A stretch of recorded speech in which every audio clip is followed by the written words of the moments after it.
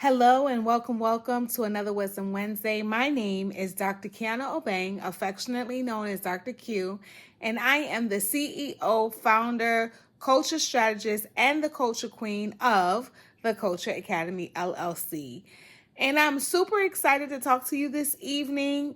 Also, extremely exhausted because we are embarking on spring break.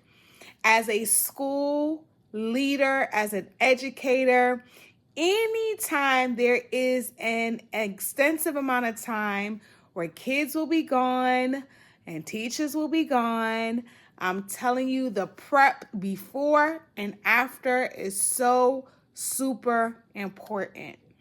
And a while back, I did a talk about pausing, P.A.U.S.E, for the leader.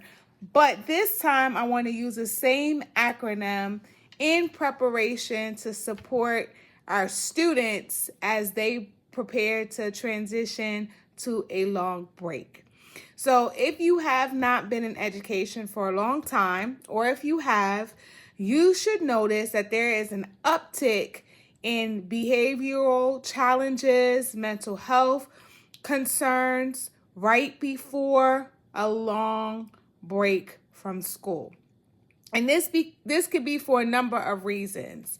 But every year or every break, we should all, as the adults in the building, ensure that we are pausing so that we can very well position ourselves to support our students. So what does PAUSE stand for? Well, the P is prepare for emotional shifts. This is when we go into the fact knowing that there are going to be students that exhibit high anxiety, high stress.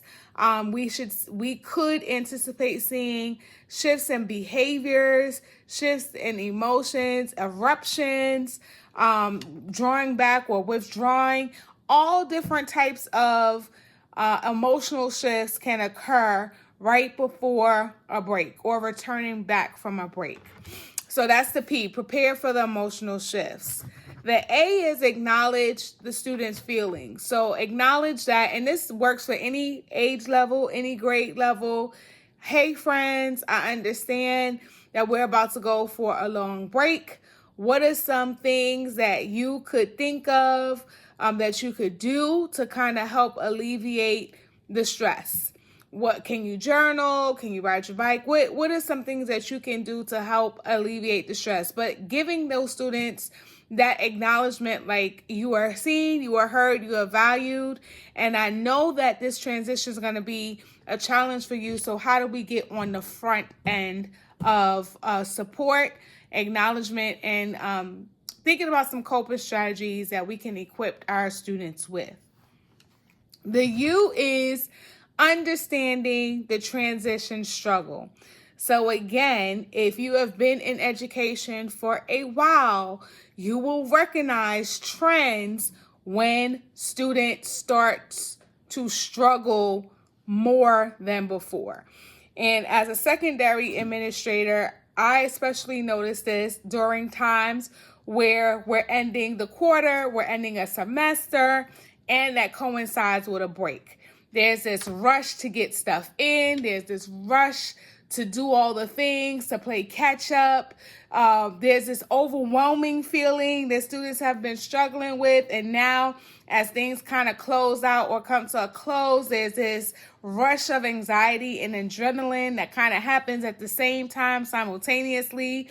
And you start to see all kinds of behaviors and students literally falling apart in front of you because they're not equipped with the strategies, or they suffer from procrastination, and now they're trying to figure it all out. And these are just big kids or little kids in big bodies at the end of the day.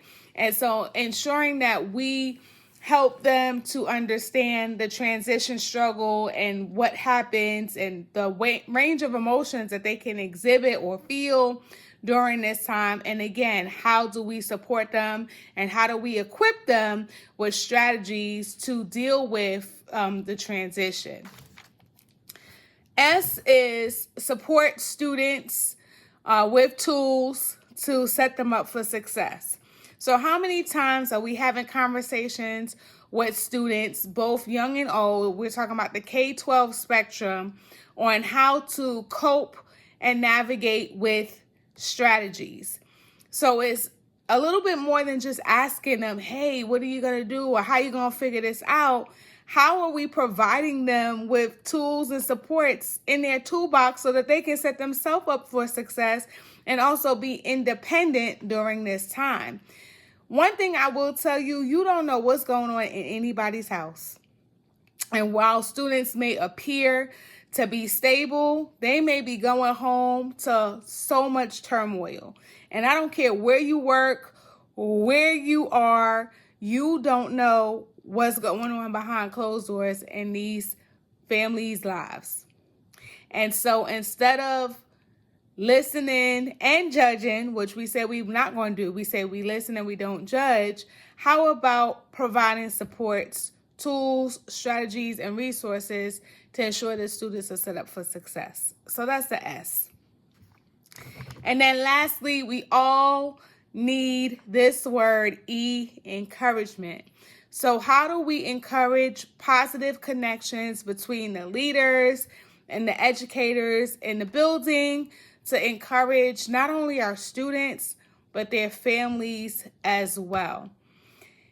It is so imperative to not just call families to let them know when things are not going right. It's important to put in that social equity and make sure that you're talking to parents when things are going right, but when things are going wrong too. So always lead with the positive. You will get way more bang for your buck. Be transparent in your communication.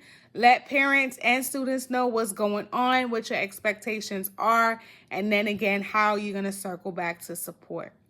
So as we prepare for spring break, which I don't know about you, but I am super, super excited for spring break. I also want you to think, leaders, that there are students that are not excited about spring break or any break for that matter because of the nature of things that happen at home that we are not always privy to, that things that we don't always see. You might have kids that have to take care of their siblings. You might have kids that are forced to work, or kids that's raising their own kids at the house, or raising their siblings as their kids. There's so many different factors. Or their parents are not always home and they're latchkey kids, so they're home by themselves, left to fend for themselves. There may be times where they don't even know where their next meal is coming from. There's so many different factors. I can go on and on and on that we don't see or that's beyond our control. But the one thing that we can do as leaders is to pause and make sure that we equip our students with the tools necessary to be set up for success so that they could be independent thinkers and learners, equipped with tools in their toolbox to deal with transitions and long breaks from school. I hope this blessed your life. Tomorrow is our last day before students go on spring break. And I, as a leader, have already contacted all of our support networks, both in the school and outside of the school, to say, hey, we want to be intentionally positioned to support our students, whatever they may look like, whatever that may sound like. We want to be in position and prepared for any oops, ohs, ahs, all the things. So as leaders, please consider making sure that you pause to help your students be set up for success during this next long transition. Until next time, guys, bye.